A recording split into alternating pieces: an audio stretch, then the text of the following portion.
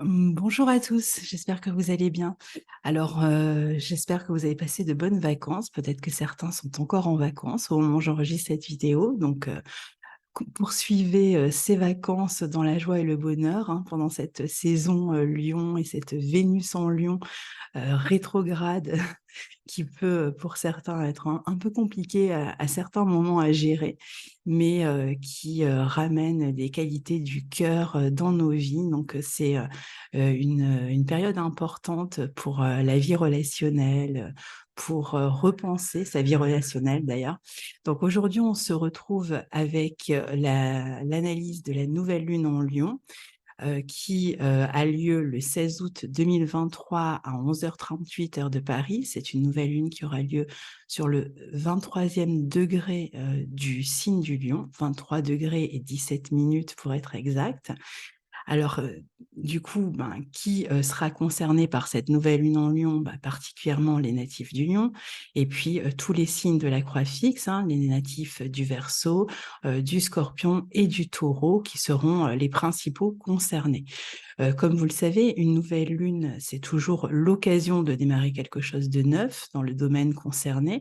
Et pour savoir dans quel domaine vous allez pouvoir démarrer quelque chose, pour savoir quel est le sujet qui va être important pendant toute cette lunaison, hein, puisque c'est quand même une nouvelle lune qui va nous mener jusqu'à la prochaine lunaison le 15 septembre, qui sera une nouvelle lune en Vierge.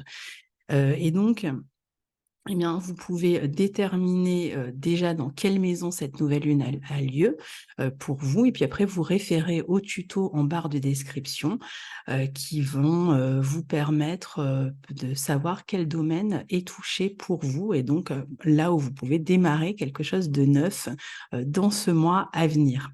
Alors, avant de poursuivre, je vous rappelle que je vais démarrer avec Guillaume Cosnier une formation d'astrologie à partir du mois d'avril 2024, et que si vous êtes intéressé pour suivre cette formation, eh bien, il vous suffit de nous envoyer un mail à l'adresse écoletemamundi@gmail.com qui se trouve dans la barre de description aussi, et on vous enverra courant septembre un mail pour vous donner la date de réunion. On vous donnera un lien Zoom qui vous permettra de vous joindre à nous et on vous expliquera exactement quel est le programme, les tarifs, etc. Lors de cette réunion. Alors, je peux vous dire en tout cas que c'est une formation qui se déroulera en live sur 1 an, donc à partir du mois d'avril 2024 et pendant 1 an, une fois par semaine. Et on n'interviendra pas ensemble, hein, on interviendra en alternance. On vous expliquera évidemment tout ça à la réunion, mais c'est une formation donc en live parce qu'on préfère pouvoir s'adresser directement à vous, répondre à vos questions au fil de l'apprentissage. Et donc voilà, on a choisi cette formule-là. Et j'espère que c'est une formation qui vous plaira pour ceux qui la suivront. En tout cas, on y travaille d'arrache-pied et je pense que ce sera assez passionnant. Alors, avant de poursuivre, je vais vous partager la carte de cette nouvelle lune pour que vous puissiez suivre avec moi. Alors, on va regarder ça ensemble. On va voir déjà les aspects que forme cette nouvelle lune. Alors, c'est une nouvelle lune, donc je vous l'ai dit, en Lion, qui est conjointe à Vénus rétrograde. Elle est aussi conjointe à la lune noire. Elle forme un carré à Uranus. Et puis on a comme aspect important lors de cette nouvelle lune aussi une conjonction Mercure-Mars en Vierge, avec un Mars qui est vraiment au trigone d'Uranus, donc quasiment exact à Uranus. Donc ce sont les aspects principaux dont je vais vous parler ici. Donc le signe du lion dans lequel a lieu cette nouvelle lune, c'est un signe qui cherche en général à s'affirmer, à se valoriser surtout, et un signe qui est lié à la créativité. Donc on va chercher à s'affirmer par le biais créatif, hein, pour ceux qui sont plutôt artistes ou même on peut faire preuve de créativité dans n'importe quel domaine, hein, même dans son entreprise. Donc c'est une nouvelle lune qui va nous encourager à plus de créativité, à une certaine ouverture d'esprit, à un certain renouvellement aussi grâce à sa créativité. Un signe extrêmement ludique, donc c'est vrai que on peut chercher aussi à faire passer quelque chose par le biais de la joie, de la bonne humeur, de l'amusement. Un signe qui est lié à la pédagogie aussi, donc qui peut être intéressant pour tous ceux qui s'apprêtent à justement, par exemple, suivre une formation, en dispenser une, et qui peuvent y trouver beaucoup de plaisir ou qui s'occupent d'une manière ou d'une autre des jeunes, des enfants. Il y a quand même un désir dans ce signe du lion, surtout quand Vénus est conjointe à la nouvelle lune, de trouver une forme de reconnaissance ou de valorisation, particulièrement là où on a l'impression de ne plus avoir soit de goût dans ce que l'on fait, soit de ne pas réussir à s'affirmer ou à être reconnu comme on le souhaite. C'est valable aussi dans la vie affective, puisque le signe du lion est un signe qui est relié à la vie affective, et c'est clair qu'avec une Vénus dans les parages, les amours, la vie affective, la vie relationnelle d'une manière générale, amoureuse, mais aussi avec ses enfants, avec ses amis, hein, ça peut être aussi des sujets importants sur cette période-là. Donc, plus d'actualité. C'est une énergie de cœur, hein, le signe du lion. Donc, partout où on met du cœur dans les relations avec les enfants, dans ce dans quoi on met son énergie aussi. Ça peut être aussi dans des activités divertissantes, dans les plaisirs, hein. Il y a une recherche comme ça de plaisir. Donc partout où on infuse de l'amour, du plaisir, de la joie, en fait, ce seront des domaines qui vont être plus en avant durant cette période. Alors comme cette nouvelle lune, c'est une nouvelle lune qui est dans le signe du lion et qu'on regarde toujours quel est le maître du signe où se trouve la nouvelle lune pour regarder les aspects qu'il forme et que ça nous donne un indice supplémentaire sur la tonalité de la lunaison. Bien dans le signe du lion, le maître du lion, c'est le soleil. Donc, comme une nouvelle lune, c'est justement une conjonction du soleil et de la lune, c'est lui qui va mener la danse et qui cherche la lumière, puisqu'il est dans son domicile. Ici, il culmine dans ce signe du lion.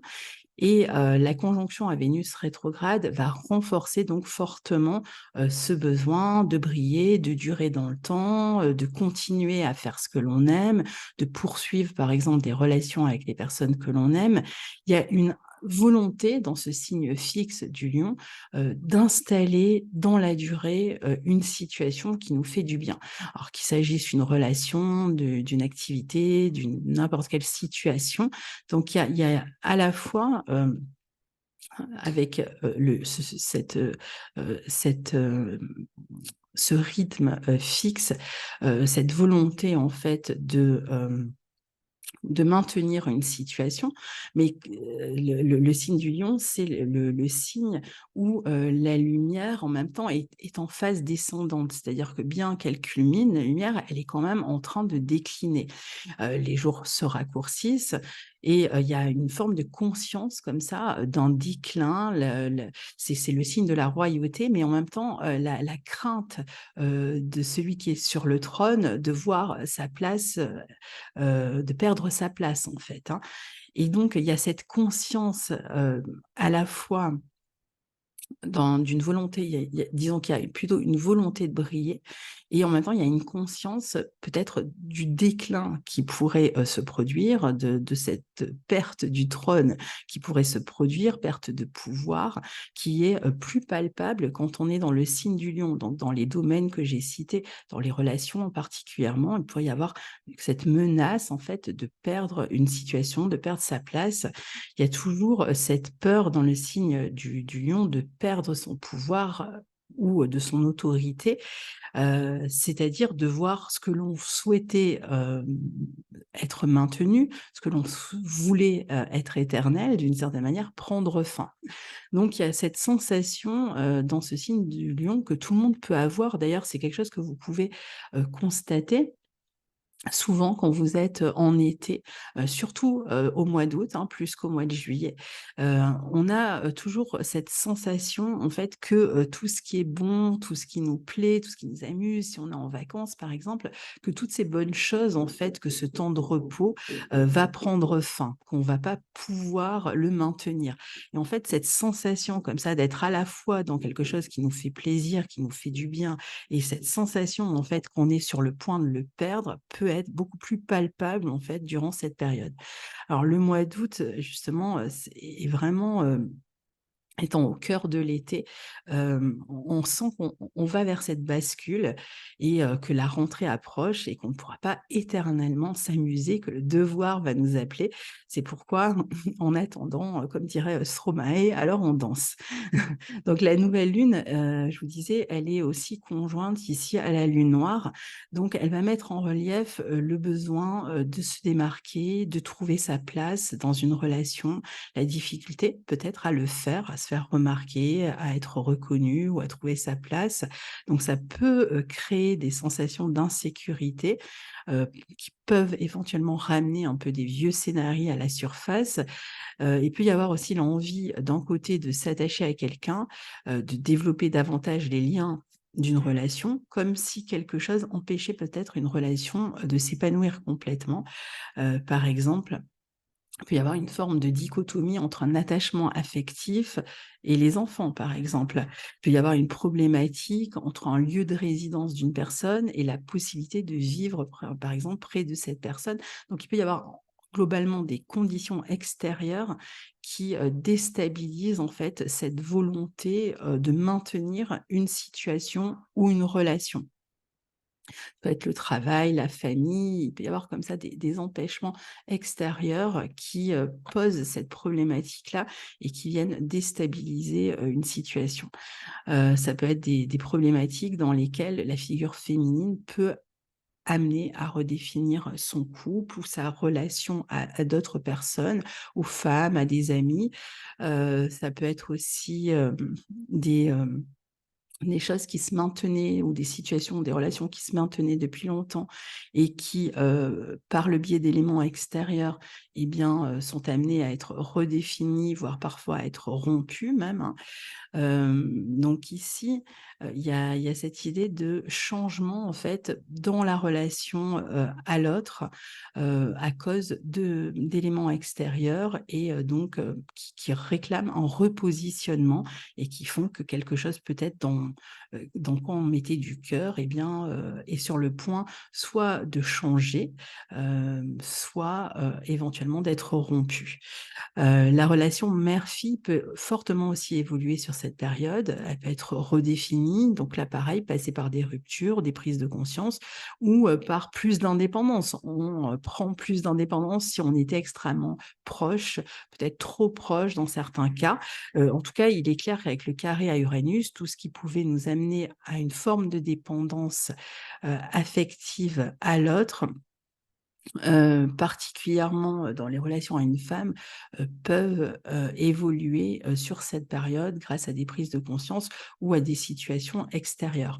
On peut être un peu plus radical avec cette lune noire, un peu plus aussi centré sur ses besoins, sur sa volonté, par exemple d'occuper, sa place. On n'a pas forcément envie de faire des compromis ici, et la présence de Vénus rétro dans les parages peut nous obliger, par exemple, à faire preuve de patience par rapport, à certaines situations puisque tant que Vénus n'aura pas terminé sa rétrogradation, elle n'aura pas terminé non plus de nous amener soit des informations manquantes dans une relation, soit, c'est vrai qu'ici, on est, certainement dans une, réévaluation, d'une relation ou de ce que l'on aime ou de ce qui nous fait plaisir ou, même, on peut, avoir des doutes ou voir, une relation par exemple sous un autre angle et ne pas être au bout justement de cette réflexion tant que Vénus ne reviendra pas direct le 4 septembre. Donc le mieux, c'est de ne pas, prendre de décision hâtive, en tout cas, dans ces domaines-là.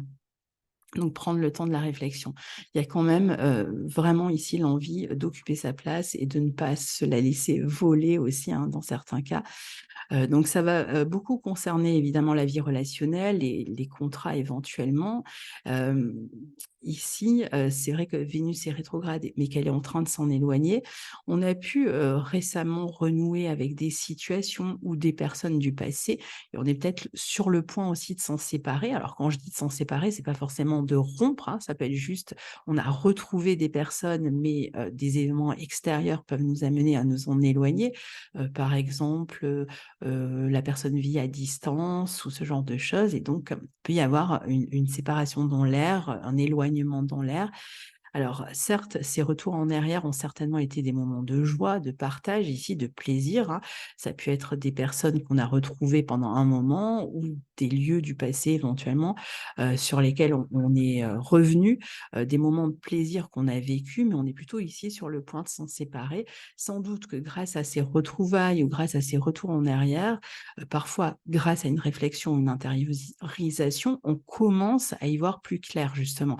Parce qu'avec ce carré à Uranus, il y a quand même des élans, des éclairs de lucidité, autour de ces situations qui sont, sur le point de changer, d'évoluer.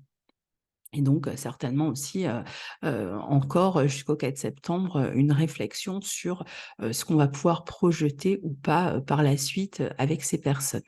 Alors les relations peuvent prendre un tournant ici, ou être sur le point de le faire, en tout cas sur cette lunaison, donc jusqu'au 15 septembre prochain. Vénus sera redevenue directe entre-temps, donc on peut parier sur le fait que ces questions-là seront plus claires pour chacun, à partir du 4 septembre.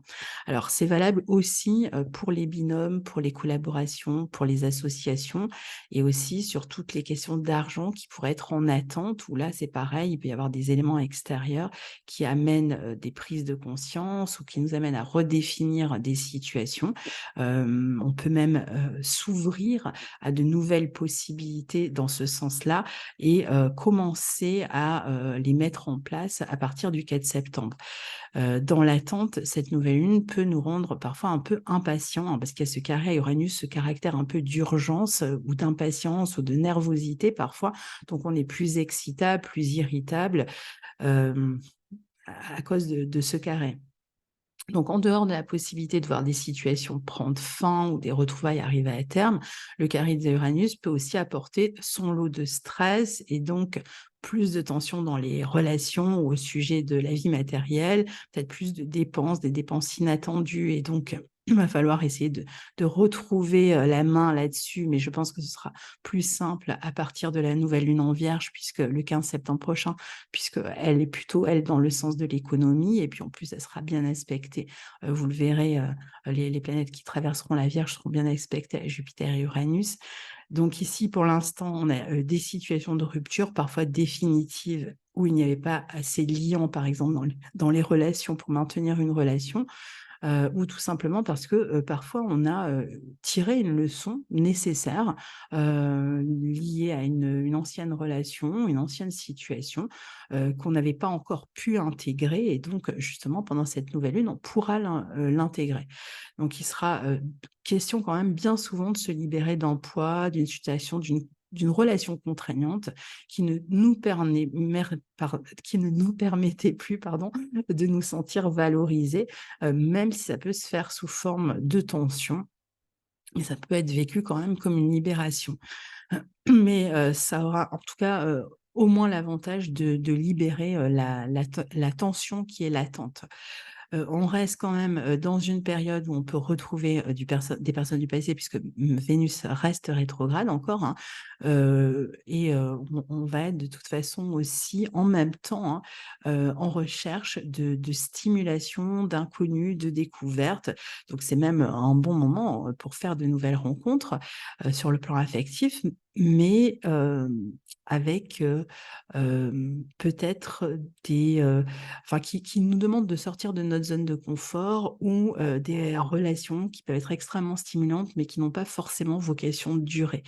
On peut s'ouvrir aussi à toutes sortes de nouvelles relations sociales, amicales, on peut frayer avec des personnes différentes, faire de nouvelles expériences, sur le plan, créatif, même, en termes d'argent, hein. Il peut y avoir des nouvelles expériences, qui nous permettent en fait de faire rentrer de l'argent. On peut être amené à communiquer avec un groupe sur cette période, élargir, par exemple sa clientèle.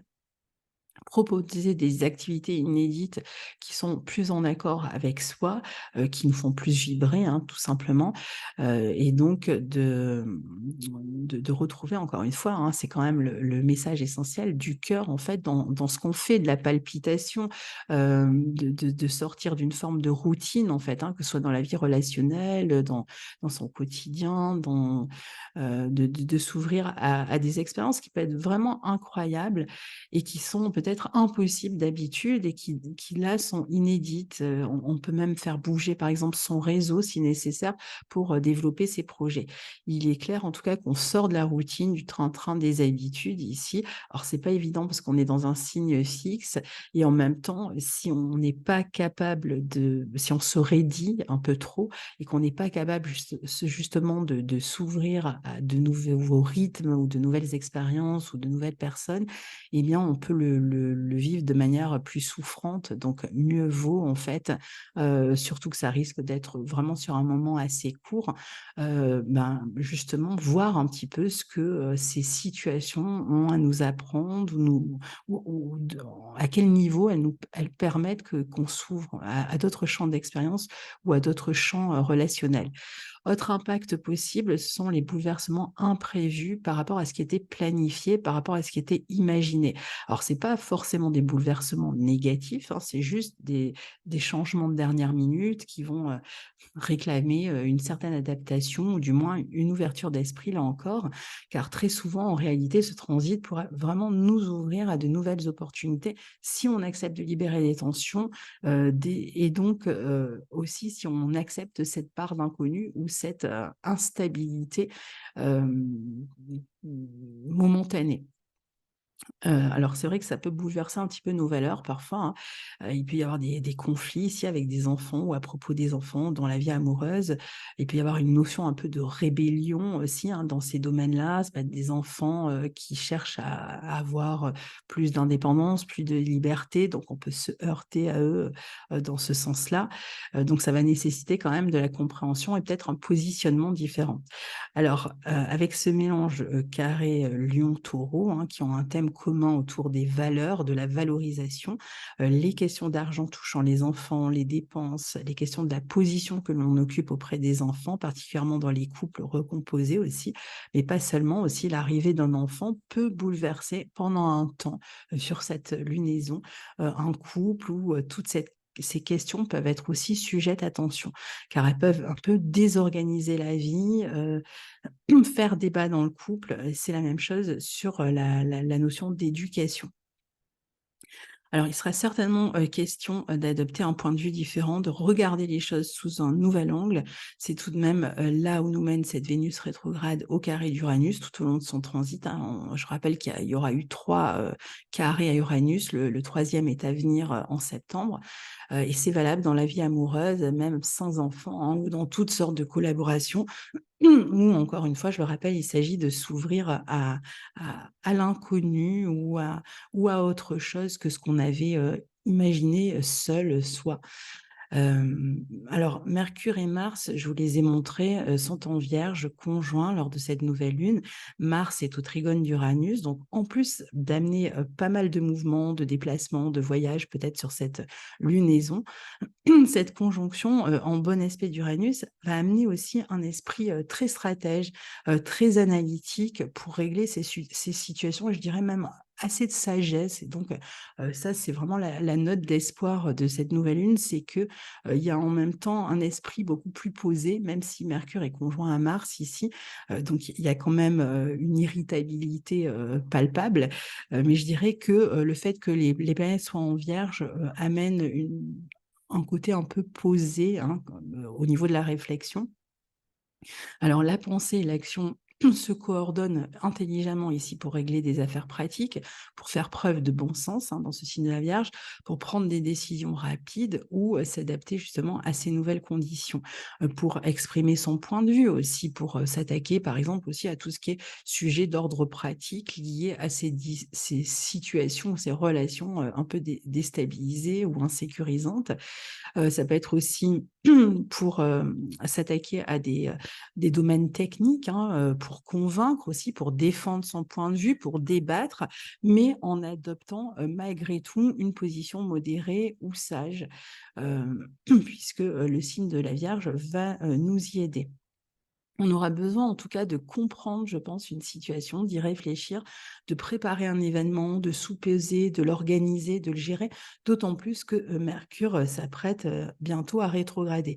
Donc ça va être un bon moment sur cette lunaison pour réfléchir à des projets, surtout que Mercure va rétrograder dans cette lunaison et puis il redeviendra direct le jour de la prochaine lunaison. Donc on va avoir durant toute cette lunaison vraiment la possibilité de réfléchir à des projets, y passer du temps, mieux les organiser, mieux les penser. Alors c'est valable sur le plan intellectuel, mais même au niveau manuel, on peut réfléchir, aux détails d'un travail manuel, à une stratégie, à une meilleure élaboration, pour plus d'efficacité puisque ce signe de la Vierge cherche souvent l'efficacité. Alors, Mercure, c'est aussi la communication, donc c'est vrai que celle-ci, elle va être plus sensible, plus nerveuse, avec des possibilités de disputes, d'emportements ou de réactions vives, parfois de paroles peut-être un peu agressives. Donc attention évidemment, hein, puisque ça nous ramène à cette nouvelle lune qui est quand même au carré d'Uranus et donc qui est assez réactive. Donc, comme Mercure va s'apprêter à rétrograder, on pourrait avoir besoin de réflexion, par exemple, avant de prendre une décision importante sur le plan affectif, sur le plan créatif, etc., au sujet d'une collaboration. On pourrait avoir besoin de réorganiser aussi bientôt son quotidien, d'améliorer sa communication, son hygiène de vie, de corriger ou d'améliorer un projet, de revenir à la raison par rapport à certaines situations où on s'était peut-être un peu enflammé ou emporté. Donc ça va amener aussi une forme de tempérance dans cette lunaison. Si on était un peu dans l'exagération ou le manque de sobriété ou de modération, eh bien on va avoir l'occasion d'y réfléchir, éventuellement d'en reparler avec quelqu'un. Ce sera aussi une bonne période sur le plan plus pratique pour revoir un dossier, reprendre des démarches qui étaient en stand-by, reprendre un travail intellectuel qui était en stand-by ou en adoptant peut-être de nouvelles perspectives, grâce à des infos, hein, ou des savoirs éventuellement, qu'on va récolter, pendant, cette période de rétrogradation et qui, nous permettra, un positionnement différent. En tout cas, la conjonction, Mercure-Mars, va être intéressante pour avoir des discussions sérieuses qui visent une forme d'efficacité et pour avoir aussi un esprit plus perspicace. Donc voilà pour cette nouvelle lune que je vous souhaite la meilleure possible et je vous retrouve très bientôt pour les horoscopes du mois de septembre et donc la suite des aventures astrologiques. À très bientôt, au revoir.